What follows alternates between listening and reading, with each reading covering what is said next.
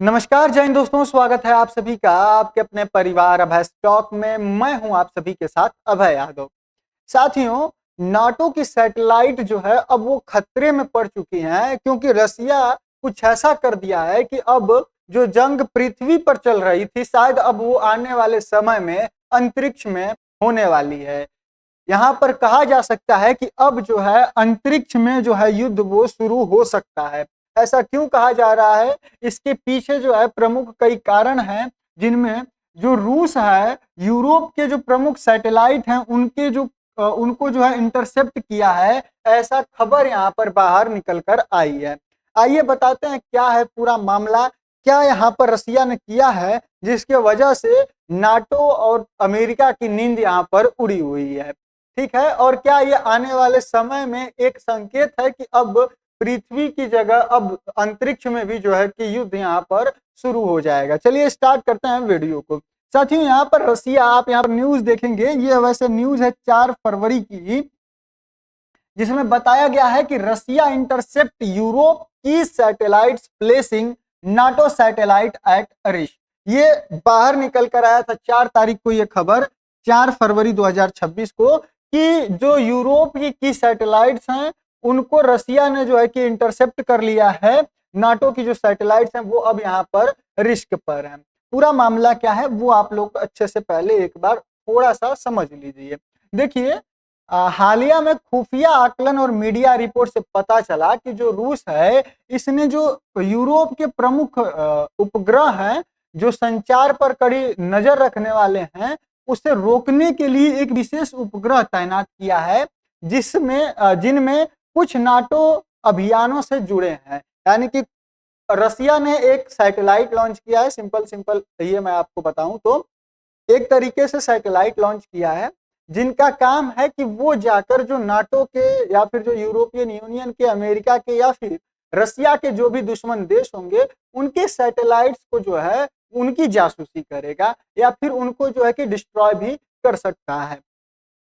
ठीक है, इस घटनाक्रम में चिंताएं क्यों बढ़ी हैं? क्योंकि साथियों यहाँ पर अंतरिक्ष सुरक्षा का सवाल है, उपग्रह संचार में वैधता का सवाल है और बाह्य अंतरिक्ष में सैन्यकरण की ओर बढ़ने की संभावना है। यानी कि अब ऐसा लग रहा है कि अगर इस तरीके से हो रहा है चीजें, तो अब ये आने वाले समय में अंतरिक्ष में जो है कि युद्ध का संकेत यहाँ पर दे रहा है। अच्छा, वास्तव में रिपोर्ट क्या किया गया है, रियल में हुआ क्या चीज है, क्या चीज जो है सामने निकल कर आई है? तो साथियों यहाँ पर रूसी, जिसको इंटरसेप्टर या फिर जासूस कहा जाएगा उपग्रह, इसको लॉन्च किया है, जिसका नाम है लूच 1 और लूच 2। यहाँ पर 2 सैटेलाइट यूरोप ने माफ करिएगा, रसिया ने लॉन्च किए। जो यूरोपीय भू स्थिर कक्षा जीईओ, अच्छा ये सारे टेक्निकल वर्ड्स हैं जो आपको समझ में नहीं आएंगे, तो पहले आप उनको समझ लीजिए फिर उसके बाद यहाँ पर आएंगे। देखिए, कोई भी सैटेलाइट अंतरिक्ष में जाती है तो वो एक निश्चित ऑर्बिट पे छोड़ा जाता है, उसको एक कक्षा में छोड़ा जाता है। यहाँ पर 3 तरह की कक्षाएं होती हैं, जियो स्टेशनरी, फिर मीडियम अर्थ ऑर्बिट और फिर लो अर्थ अर्थ ऑर्बिट। ये 3 तरह की होती हैं, जिनमें जो पहला है आपका लोअर अर्थ ऑर्बिट, ये लगभग 500 किलोमीटर से लेकर 2000 किलोमीटर तक जो है कि इसका रेंज होता है, यानी कि पृथ्वी से। फिर जो इसके ऊपर आता है जिसको कि हम लोग मीडियम अर्थ ऑर्बिट कहते हैं, एमईओ, यह 2000 से लेकर 20,000 किलोमीटर तक का क्षेत्र होता है। इसके बाद जो सबसे ऊपर आता है वो होता है जियो स्टेशनरी अर्थ ऑर्बिट, जो कि 35,746 किलोमीटर तक जो है कि यहाँ पर लगभग मान के चलिए 40,000 किलोमीटर तक चलता है। आपको मैं इस मैप के माध्यम से एक बार समझाना चाहूँ तो हम लोग जिसकी बात कर रहे हैं वो है यहाँ पर जियो वाला, यानी कि ये वाला जो क्षेत्र है वो ये क्षेत्र है, जो ये वाला क्षेत्र है वो ये क्षेत्र है। साथियों, जो हमारा मतलब दुनिया में जो आईएसएस है, यानी कि जो इंटरनेशनल स्पेस स्टेशन है, वो इस वाली कक्षा में घूमता है, यानी कि वो लोअर अर्थ ऑर्बिट में यहाँ पर स्टेबल है। यानी कि जो है वो लोअर अर्थ ऑर्बिट में एलईओ, जो कि 500 से 2000 किलोमीटर होती है, वहां पर है। तो आईएसएस आपका यहाँ पर घूमता है, और जिस ऑर्बिट के हम लोग यहाँ पर बात कर रहे हैं जियो की, वो यहाँ पर सबसे ऊपर होता है। ठीक है, तो ये यहाँ पर आपको समझने वाली चीज है कि 3 तरीके से होती है। दूसरा चीज, जो जियो ऑर्बिट में होता है, जियो स्टेशनरी ऑर्बिट में जिन उपग्रहों को भेजा जाता है वो कुछ इस तरीके से दिखाई देते हैं कि मान लीजिए कि उनको जैसे पॉइंट करना है कि बस वो यूरोप का जो है कि डाटा उनको देना है। इसका बेसिकली यूज क्या होता है इन ग्रहों का, सैटेलाइट्स का, तो इनका यूज होता है कि मैपिंग के लिए, जीपीएस के लिए आपका हो गया, साथ में आप जो है कि जो संचार होता है, टेलीविजन वगैरह, सैटेलाइट से जो कम्युनिकेशन होता है उनके लिए, साथ में मौसम विभाग की जानकारी के लिए। तो इनको इस तरीके से किया जाता है कि अगर आप देखें ध्यान से तो ये यहाँ पर सिर्फ एक ही पॉइंट पर जो है कि यहाँ पर पकड़ रहा है, उसी से जो है कि कनेक्टेड है, और जिस तरीके से पृथ्वी रोटेट कर रही है सेम उसी डायरेक्शन में यहाँ पर यह भी रोटेट करता है। अगर मैं आपको इसको और आसान से समझाना चाहूँ आसानी से, तो आप इसको ऐसे समझ सकते हैं, जैसे पृथ्वी, आप रात होती है, शाम होती है, तो आप देखेंगे तो चंद्रमा जिस जगह पर होता है उसी जगह पर वो हमेशा एक तरीके से स्थिर दिखाई देता है आपको वहां से, जबकि ऐसा है नहीं, वो भी रोटेट कर रहा है, पृथ्वी भी रोटेट कर रही है, लेकिन वो दिखाई देता है कि नहीं वो यहाँ पर स्टेबल है, तो वो वहीं पर आपको स्टेबल दिखता है। इसका अर्थ यह है कि जिस स्पीड से पृथ्वी घूम रही है, पृथ्वी के साथ साथ वो भी उसी के डायरेक्शन में यहाँ पर मूव कर रहा है। तो जो ये सैटेलाइट्स होती हैं इनको इस तरीके से जो है कि डिप्लॉय किया जाता है कि वो जिस पर्टिकुलर क्षेत्र के लिए बनाई गई हैं, जिस पर निगरानी रखने के लिए, मैपिंग करने के लिए, जिस भी चीज के लिए, वो उसी के साथ यहाँ पर मूव होंगी, यानी कि वो जब भी कोई देखेगा तो वो उसके साथ ही यहाँ पर नजर आएंगे। वहीं अगर आईएसएस को देखें तो साथियों ये हमेशा पृथ्वी का जो है कि घूर्णन करता रहता है या पृथ्वी के ऊपर जो है कि घूमता रहता है। और अगर इसकी स्पीड की बात करें तो साथियों यहाँ पर जो स्पीड होती है वो लगभग इसकी 25,000 किलोमीटर प्रति घंटा होती है। आपको आगे मैं बताऊंगा, भारत ने भी इसमें एक तरक्की जो है कि की है, वो लास्ट में जो है कि यहाँ पर आपको डिस्कस करेंगे। ठीक है, तो साथियों यह जो उपग्रह है यह जियो स्टेशनरी ऑर्बिट है वहां पर है, और उपग्रहों के करीब जो जाकर जो है यह पैतरेबाजी करते हुए देखा गया है। यानी कि रसिया का जो लूच 1 और लूच 2 सैटेलाइट है वो यूरोप की जो सैटेलाइट्स हैं उनके साथ, मतलब कि वो अगर इस लाइन में मान लीजिए कि ये अर्थ है, ये उसका जियो वाला ऑर्बिट है, तो अगर यहाँ पर जो है यहाँ पर यूरोप की सैटेलाइट है तो इसी के साथ अलाइन करके यहाँ पर उसके जो क्या कहते हैं रसिया की भी जो सैटेलाइट्स हैं वो यहाँ पर इस तरीके से डिप्लॉय किया है कि वो इसको जो है कि अलाइन कर गई हैं। वो क्या क्या यहाँ पर की हैं तो देखिए, वो कक्षीय स्थितियों में जो है कि मिलान, यानी कि जिस ऑर्बिट में ये घूम रहा है यूरोप का सैटेलाइट, उसी ऑर्बिट में ले आकर रसिया ने भी अपने सैटेलाइट को एकदम सेम में लॉन्च कर दिया है। ठीक है, वहां पर जो है कि उसको प्लेस कर दिया है। वहीं लंबे समय तक आसपास रहना, यानी कि जहां पर वो है उसी के पास में रसिया ने अपना भी जो है कि सैटेलाइट उसके पास ही करीब में जो है कि रखा था। साथ में उपग्रह संचार मार्गों के खुद को संरेखित करना, यानी कि जैसे जो भी डाटा ये यहाँ पर भेज रहा है तो ये तो फ्रीक्वेंसी में भेजता है, तो जिस फ्रीक्वेंसी में इसको डाटा मिल रहा है उसी फ्रीक्वेंसी को जो है कि ये इंटरसेप्ट कर ले रहा है। यानी कि ये जो रसिया वाला है, ये जो रसिया का सैटेलाइट है वो इसके डाटा को, यानी कि मान लीजिए कि यूरोप वाले इसको कुछ कमांड दिए तो वो उस चीज को ये रसिया का सैटेलाइट प्राप्त कर ले रहा है, और वो चाहे तो वो अपना जो है कि डाटा यहाँ पर फिर रसिया को मतलब यूरोप को सेंड कर सकता है आने वाले समय में कुछ, अगर इसको जो है कि हटाकर या फिर इसकी जगह पर कुछ इस तरीके का यहाँ पर किया जा रहा है। साथियों इस चीज को कहा जाता है कि यह कक्षीय छायांकन जो है कि इसको नाम दिया जाता है, ये जो है ऑर्बिटल शैडो के रूप में इसको जो है कि नाम दिया जाता है। तो ये काम यहाँ पर रसिया कर रहा है। जैसे ये सैटेलाइट है तो वो भी क्या करेगा कि सेम इसी की जगह जो है कि आकर यहाँ पर स्टेबल कर लेगा, इसी के साइड में जो है कि अपने आप को भी लगा लेगा। अब साथियों ये करेगा क्या, तो मैंने आपको बता ही दिया कि ये यहाँ पर अभी फिलहाल में जो काम किया है वो 3 काम किया है कि जिस ऑर्बिट में इसकी सैटेलाइट घूम रही थी यूरोप की, उसी में इसने भी अपने आप को घुमाया। उसके पास जो उसकी सैटेलाइट मान लीजिए यहाँ पर है तो इसने भी इसको यहाँ पर बहुत ज्यादा टाइम तक रखा। साथ में इनके डाटा को जो मतलब ये फ्रीक्वेंसी में जो कमांड या फिर जो भी चीजें भेज रही थी उसको जो है कि ये डिकोड करने का यहाँ पर प्रयास किया था। क्योंकि देखिए जब स्टार्टिंग में चीजें हुई थी तो लोगों को इतना नहीं था उस समय कि हो सकता है कि अंतरिक्ष में भी आने वाले समय में इस तरीके का काम होने लगे कि वहां से भी डाटा चोरी या फिर जो रसिया ने काम किया है इस तरीके की किसी को उस समय संभावना नहीं थी। तो इसके लिए जो पुराने जो सैटेलाइट्स हैं उनमें इतना ज्यादा इंक्रिप्शन नहीं किया गया था, जिसका फायदा उठाकर रसिया यहाँ पर ये काम करने में जो है कि सफल रहा है।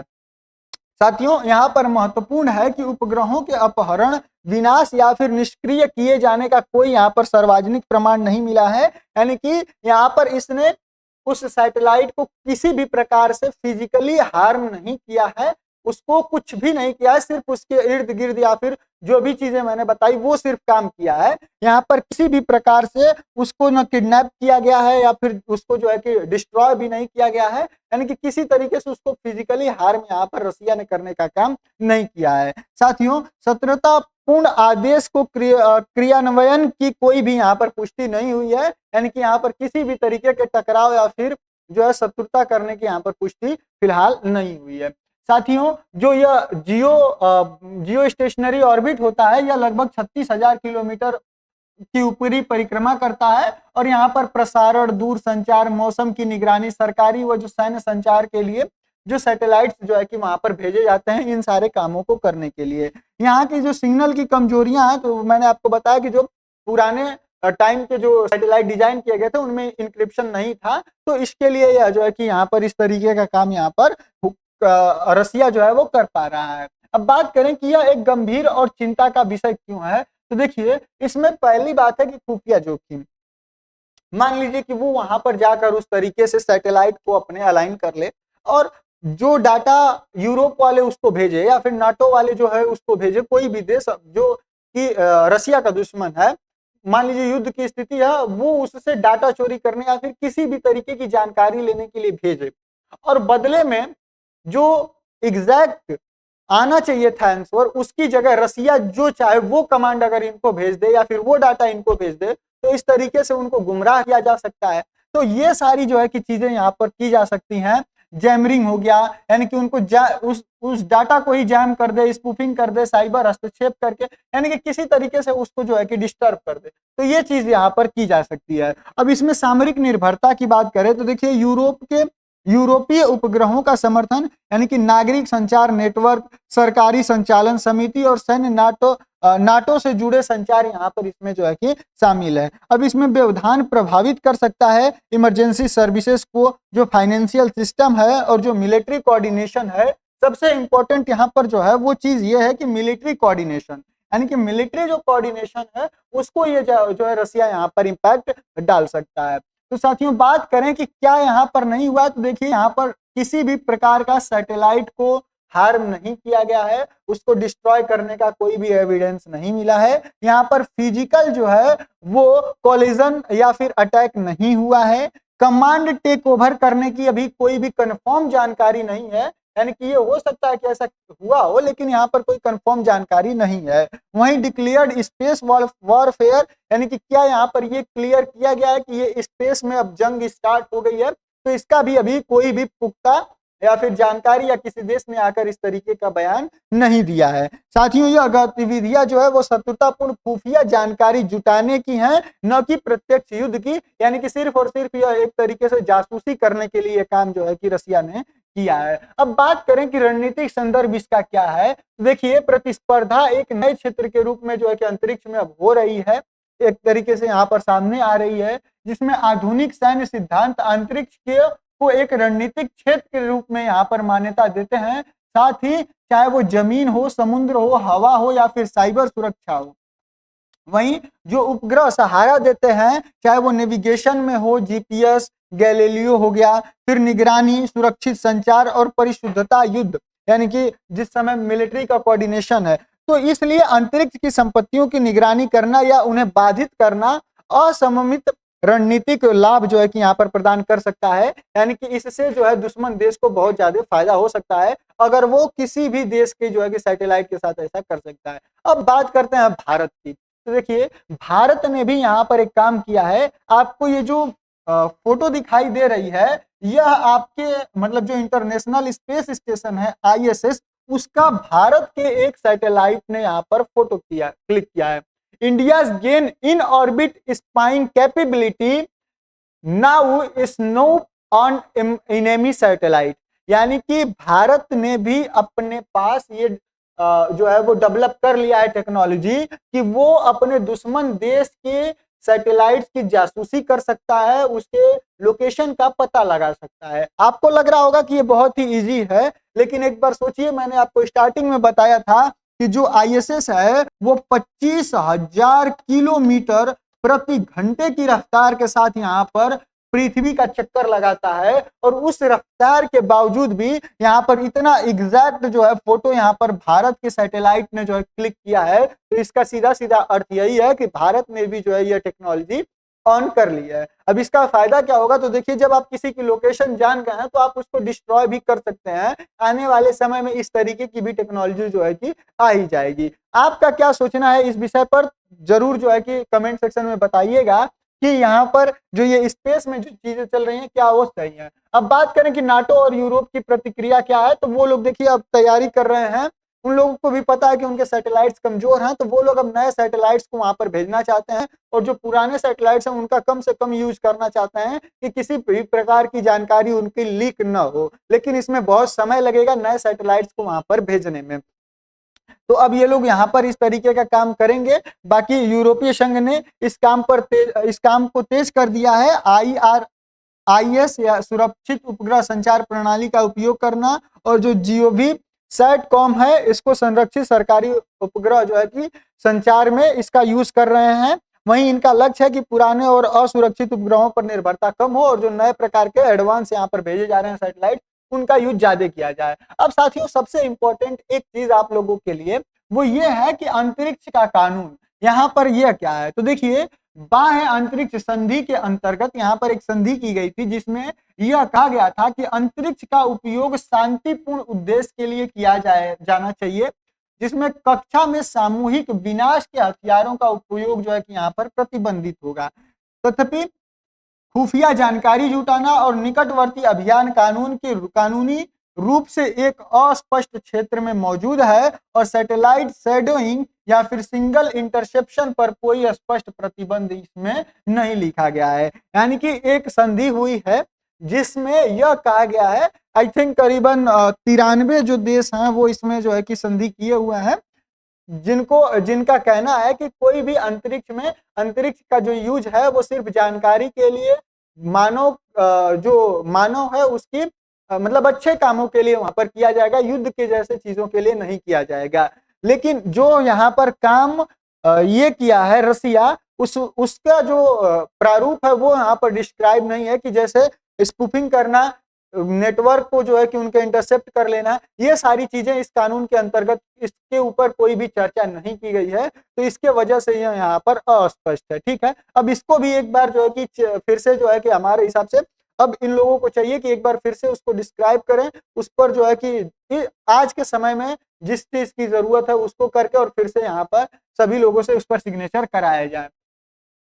तो क्या यह यहाँ पर नया अंतरिक्ष युद्ध शुरू हो रहा है? तो जी देखिए, कुल मिला जुलाकर बात यही है कि जितनी टेक्नोलॉजी आगे बढ़ेगी, आज न कल यहाँ पर वॉर जो है स्पेस तक जो है कि पहुंच ही जाएगा, और यह एक उसका छोटा सा उदाहरण है, और एक तरीके से कहिए तो सिर्फ और शुरुआत है। अगर रसिया इस तरीके का काम कर रहा है तो फिर नाटो और अमेरिका भी तो चुप बैठने वाले हैं नहीं, साथ में अन्य देश भी यहाँ पर इस टेक्नोलॉजी को जरूर से जरूर कुछ कर ही रहे होंगे। ठीक है, आप लोग की अपनी क्या राय है वो कमेंट सेक्शन में जरूर बताइएगा। बाकी अगर मेरे लिए कोई सुझाव हो तो उसको भी कमेंट सेक्शन में जरूर बताइएगा। मिलता है अगले वीडियो में किसी नए टॉपिक के साथ, तब तक के लिए जय हिंद जय भारत।